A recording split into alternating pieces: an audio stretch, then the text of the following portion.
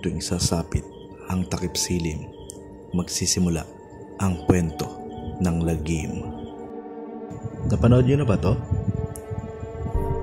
Dati pag nakakita tayo ng clown, ang unang pumapasok sa isipan natin ay birthday parties, mga magic tricks, mga masasayang bagay. Ngunit dahil sa pelikulang ito, nagbago ang pananaw ng karamihan sa atin at naglikha rin ito ng takot sa mga kabataan. Pero alam nyo ba na sa totoong buhay ay meron talagang isang clown na kinatatakutan? Ito ay si John Wayne Gacy, na mas kilala sa tawag na Pogo the Clown. At pwede natin siyang tawagin na real life Pennywise. Itong si Gacy ay isang American serial killer at sex offender. Karamihan sa mga biktima niya ay nilulure niya papunta sa kanilang bahay at nag-a-act siya ng mga tricks kung saan makukuha nito ang atensyon ng mga bata. At karamihan sa mga ito ay nagawa niya ng hindi maganda.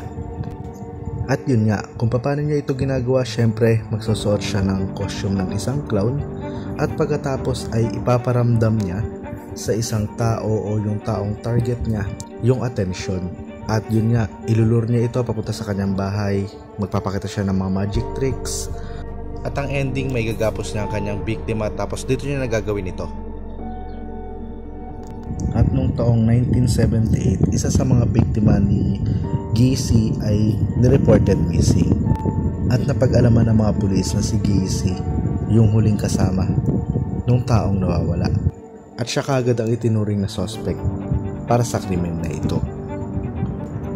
At sa bisa nga ng isang search warrant ay hinalughog ng pulis ang bahay ni Gacy. At dito nila nadiskubre ang 29 young men and boys doon sa bahay ni Gacy. Ito yung mga kabataan, kalalakihan na nawawala.